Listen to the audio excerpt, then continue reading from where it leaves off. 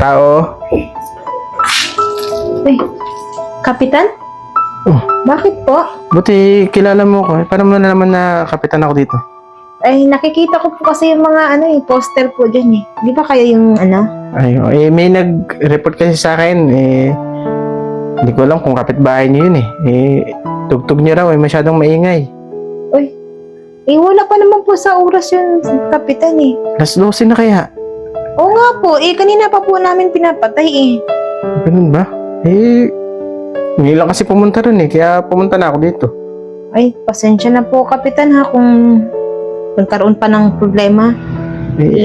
Nagkakasiyahan lang naman po kasi kami rito eh. Kaya nga, ilagay niyo sa oras yung kasiyahan niyo. Hindi lahat ng kapitbahay niyo matutuwa.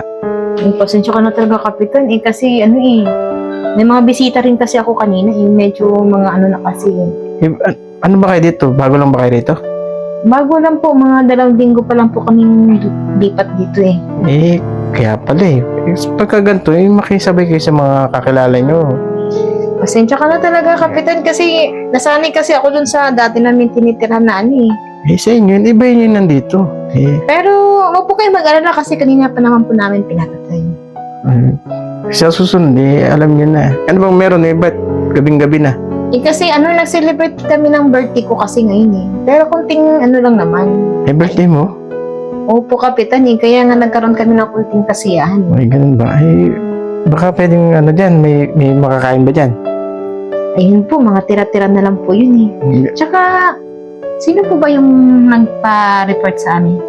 Ang totoo niyan wala naman nagsabi. Nakita ko kasi na may tao rito. Sabi kung ganda nyo na, pinuntahan ko na agad. Talaga naman to si Kapitan, Kadalasan kasi yung bagong tira dito sa lugar namin, magaganda. Sabi ka naman, Kapitan. Hindi naman Baka may makakain ka dyan Makakain pwede mo pakainin. Pero, huwag niyo na po kaming Wala Naano lang ako kasi parang bago lang dito to.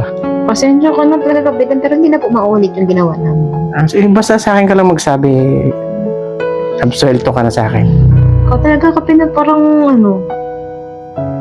siguro marami ka ng Hindi naman siyempre namimili ako ng mga pupuntahan. Ay. Hindi ko alam na may birthday pala dito na sakto. Hindi pa ako nakakain. Wala naman po problema kung gusto niyo pong kumain. Talaga, papakainin mo ako? Hindi po ba kayo mapili? Hindi ako mapili sa pagkain. Basta makakain, kakainin ko. Sigurado po kayo, Kapitan, nakakaya naman sa'yo kung... At least, hindi ako mahihiya. Basta nakilala ko naman yung tao. Ngayon lang po kasi tayo nag-cross yung landas natin. Tsaka baka po may kasama po kayo Ako nga lang, rito, dumiretso. Alam ko naman na may bagong dito, salta Ay, Kapitan mahilig ka may papakain ka ba? Oo naman po. Sige. Gusto niyo po pumasok? Siyempre naman, kanina pa ako nag-aantay dito. Sige po, Kapitan, pasok po kayo. Kainin mo ko ha? Basta di po kayo mamimili Oo naman. Sige.